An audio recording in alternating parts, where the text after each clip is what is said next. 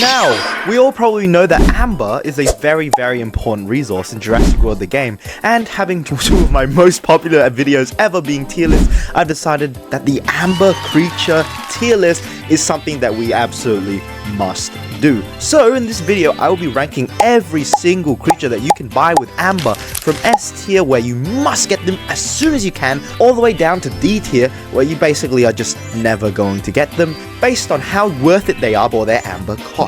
Now before we begin, once again, I implore for your support by liking and subscribing on this video, because God, every single time I make a tier list video, I forget how difficult it is to actually make the tier list. There are no good Jurassic World the Game tier lists, so I have to make my own, taking screenshots of every single creature. So if you want to see more of this stuff, do make sure to let me know by liking the video. So let us begin with our very first amber creature, Tsaotonrac. Tsaotonrac is a common creature, costing 5,000 amber and having a hybrid Limnarincious. Its stats are pretty good for a common creature actually, however, the main attraction is obviously the hybrid, which unfortunately is possibly the worst in the game. As such, it's definitely not something that I would consider getting, but I won't put it in D tier because it isn't completely useless, especially if you just want a common hybrid to make a lot of coins, which Tsaotonrac certainly does do. The next creature we're going to be looking at is Pelican Mimus, which is a creature that a lot of people would put in a similar tier to Tsaotonrac. However,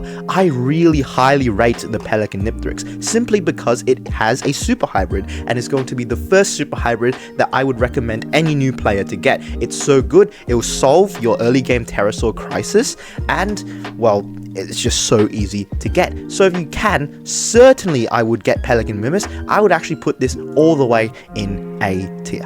Our third creature is Tsaotonrac, and oh dear, poor little Tsaotonrac, always dying early, always sacrificing its life for that one extra reserve. Unfortunately, since Tsaotonrac became an amber creature costing now 5,000 amber, it hasn't really seen much of a use, other than obviously to make Nunigosaurus, which is not all that impressive considering it gets completely outclassed by Diplotator, which has a super hybrid. That said, if you are going to get Tsaotonrac, it is not nearly as useless as the Tsaotonrac, and so I'm going to put it in B tier. Allosaurus is our next creature. Being a rare creature, it costs 10,000 amber a pop and has a hybrid Allonomous, which is created with it and Bonogamous. For a tournament creature hybrid, Allonomous is not all that good, costing 45,000 DNA, which is more than Sarazenosaurus, and being completely outclassed by it. However, this thing is pretty cool, and being that Allosaurus does in fact have a hybrid, it isn't completely useless. I will put this in the same tier as Tsaotonrac. Following on from Allosaurus will be Corythosaurus. Now this is the first amber creature we see without a hybrid, and being that it doesn't have a hybrid and isn't amazing in terms of stats, with only 531 health, 136 attack, well, Corythosaurus is immediately going to go in the D tier. Giganotosaurus is next, costing again 10,000 amber, having okay stats, definitely nothing too special on its own. However, this creature does in fact have a hybrid Giganocephalus, which has a super hybrid Gigakylocephalus.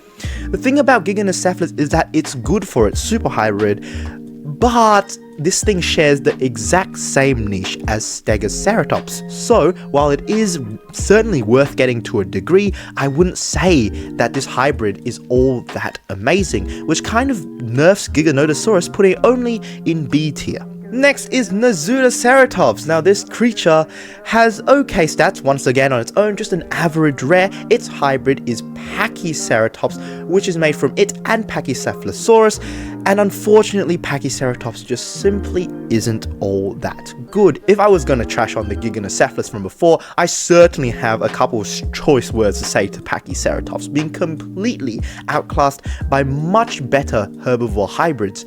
This thing is going to earn Nasutoceratops a spot in the C tier. Tyranotitan will round out our rare amber creatures. it has a hybrid as well, Tsaotonrac, as well as decent stats on its own. If you do decide to get the Tsaotonrac, you're going to find yourself with a fairly good super rare hybrid. In fact, Tsaotonrac once upon a time was the king of the super rare hybrids, having the most health, the most damage, and the best value for its cost. Unfortunately, Tsaotonrac has since fallen off the chain of command a little bit, not having a super hybrid like other options like Carnoraptor or Spinoraptor. It isn't as worth it. However, if you do get this thing, it is not at all terrible. I will place Tyranitar in the B tier. Let's run through some super rapid fire rounds. Back your lights.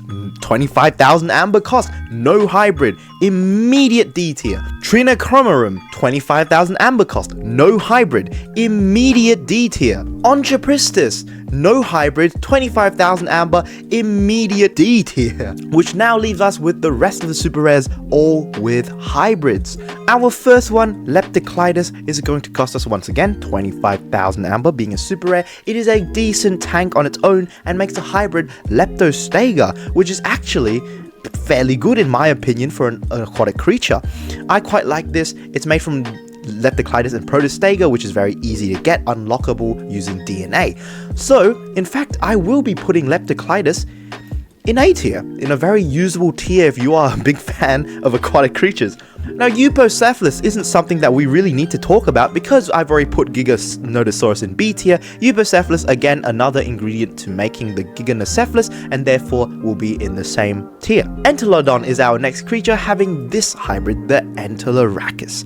Now, this thing, is decent. It's alright. It has 1,155 health, 3,695 attack. It is certainly a powerful creature made from the Entelodon and the Forest-Rachus.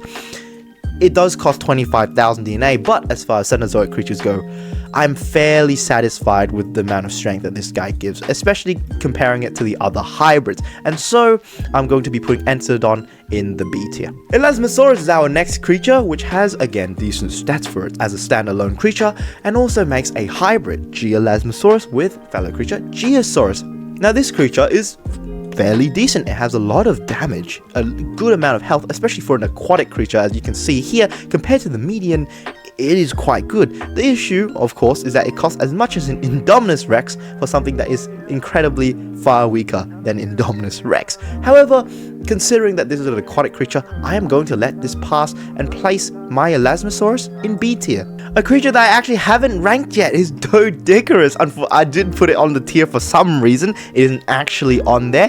Doedicurus has a hybrid Magicurus, which is actually a pretty decent Cenozoic hybrid. It only costs 15,000 DNA, which is cheap for this zone of creature, by the way. Has really good damage and decent-ish health. Of course, compared to a regular Jurassic creature, Magicurus is really bad, but considering it is a Cenozoic creature and that you might want it for the late game, I actually do think that this is fairly good. I'm going to be putting Doedicurus in the B tier. Metriorhynchus is our next creature, being a pretty good creature on its own. I have this guy at level 40, but its real attraction lies in its hybrid Metriolong. Now, I hear you. Hey, Tsaotonrac, Metriolong sucks. You said that it doesn't do anything in terms of stats. That's true. In terms of stats, Metriolong is pretty abysmal. However, it has one incredible saving grace, which is the coins per minute. Take a look at that. 66,891 coins every 30 minutes. If you have a full coin farm of these guys, you are going to be making bank. And so, I do believe that this Metriolong creature has a really good use, putting Metriorhynchus in the A tier. Parasaurolophus is another amber creature that is decent in terms of standalone. It has a hybrid Parasaura. However, Parasaura is just awful. It is so bad. I would never get you to get this. It doesn't even have that good coin per minute in terms of economy. It's completely outclassed. It's outclassed in terms of stats by every single herbivore hybrid like Stegoceratops, like Giganocephalus, even Ankylodocus, which doesn't have a super hybrid, just like this thing. It's outclassed in terms of coin production by Metriolong, and therefore Parasaurolophus, why even bother getting this? I won't put it in D tier because it does in fact have a hybrid, but I'm going to put it in C tier with all the other outclassed hybrid creatures. Supersaurus is an ingredient of Tsaotonrac, and because Tyranitar lies in B tier, it too shall follow. Rajasaurus. Our next amber creature has a hybrid, Rajastega, which is a legendary hybrid with quite good stats. Rajastega has long been known as the budget Indominus Rex because it is pretty much exactly the same thing but a little bit weaker. I do say one thing though, if you are a serious player and play a lot of modded PvP, you're probably going to get the Rajastega to level 40 from modded PvP drops alone, which means getting Rajasaurus to level 40 isn't all that necessary. But since it does have a fairly good hybrid, which stands its own in its niche, I will be putting Rajasaurus up here in B tier. Sarcastodon, no hybrid, instant D tier. Moving on to the legendaries, now we open with Rizardus. The Riz fish has no hybrid, which immediately puts it, oh my days, look at its stats, it's horrific. Get that out of my face.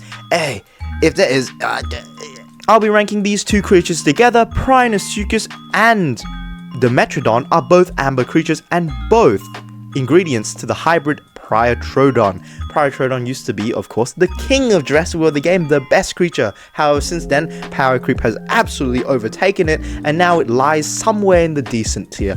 Both of these creatures being amber creature, yeah, that's going to set you back a little bit, because if you want the Priotrodon, you are going to need 8 Prinosuchuses, you're going to need 8 Dimetrodons, and while you may get some for free, expect to spend at least 400,000 amber, which is so much amber. I wouldn't say that this is worth it at all. Despite the hybrid being good enough to be A tier, I'm going to have to put these two creatures in B tier just because they are both amber creatures. Our next creature, Sarcosuchus, is actually a very decent standalone creature. However, for 50,000 amber, you would want more, and therefore, it has a hybrid, Coolosaurus. Coolosaurus, made from Coolosuchus and Sarcosuchus, is pretty useless. There's not really much to say about this. If you want a hybrid in this range, I do recommend that the Diplodocus is just far better. And you don't have to spend 20,000 DNA. You can save up your DNA, go straight to Osteosaurus or Bagosaurus even. It's just not really worth it. I would say that the Sarcosuchus can go in C tier because its hybrid is just utterly outclassed. Scaphognathus, another legendary creature with really good base stats and a hybrid Secondontignathus, which is a kind of like a budget Metrophodon type thing for only 61,000 DNA. This is a very good creature with a very decent hybrid, and therefore Scaphognathus is going to go in my A tier. Shinosaurus, no hybrid, instant D tier. Styxosaurus, no hybrid, instant D tier. Now, Suchomimus does have a hybrid. However, in addition to its horrific base stats, its hybrid Suchorypterus is equally horrific, being outclassed by literal rares like Tapijalosaurus. So do not get this thing, even though it's only 17,000 DNA to buy. It is simply not worth it, putting Suchomimus in the C tier.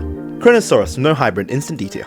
Now we move on to our tournament creatures, super legendaries as I like to call them, and first thing I'm going to do is place Charlie and Blonde Becky in the D tier because neither of them have hybrids and they're not all that much better than a regular super legendary. Euxiosaurus, another creature, no hybrid, instant D tier. Stegosaurus Gen 2, no hybrid, instant D tier. The truth is, right? Okay, you guys might be thinking I'm a little bit harsh for putting all these guys in D tier. I'm not. It costs 150,000 amber to get each one of these. If you wish to get a level 40, do you know how much amber you have to spend? Multiply that by 8, you need to spend 1.2 million amber to get a level 40 Stegosaurus Gen 2. And for these stats, not worth the time investment when there are much better creatures that I will be putting in S tier. Here it is, our first S tier creature, Sinosauropteryx. Now you may be thinking, Tsaotonrac, Sinosauropteryx doesn't have a hybrid. Why isn't this going in D tier? Well, to that I answer, you're probably new to the game because you don't know about flocks. Sinosauropteryx is one of the only flocks that you can reliably obtain in the game at the moment, costing 150,000 amber for really decent stats for a flock, to be fair. But its main use is as a meat shield, since the Sinosauropteryx has 3 health bars. Hitting it once is never going to kill it, meaning that no matter how strong your opponents are, you can always tank 3 hits. This makes Sinosauropteryx one of the most useful creatures in the game, and so it instantly goes into S tier along with our other flock, Aquilops. Now our next creature, Caprosuchus Gen 2, is the ingredient of the super legendary hybrid Caprodactylus. This thing is absolutely amazing, as you can see from its stats, and costing only 77,000 DNA, which I think is horrifically cheap considering it is an amazing pterosaur. This is going to put Caprosuchus all the way in A tier. Not quite as good as the Phlox, but definitely something that you should prioritize later on. Scelidosaurus, no hybrid, instant D tier. Geosternbergia, no hybrid, instant D tier. Gryposuchus is our second last creature of this tier list. It is the ingredient of the hybrid Iguanasuchus made with Iguanodon.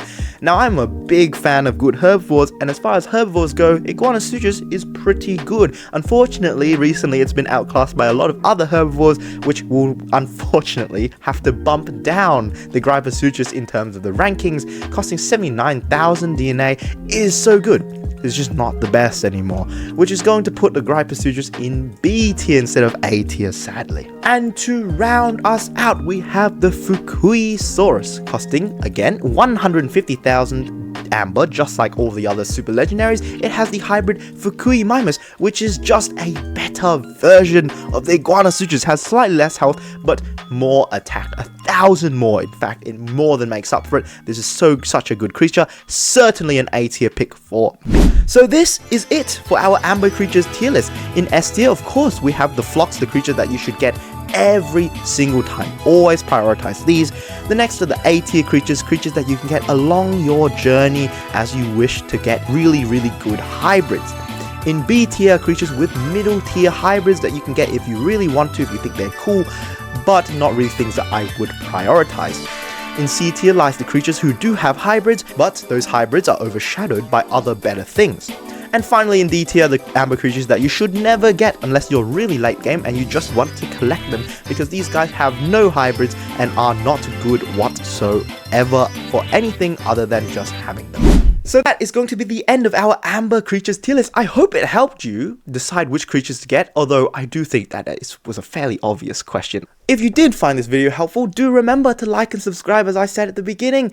Shout out to our tier 2 members, Spares and Adam Aviation GD. Hit join if you wish to join those guys in supporting me. As always, I've been Tsaotonrac, and I'll see you all in future streams and videos.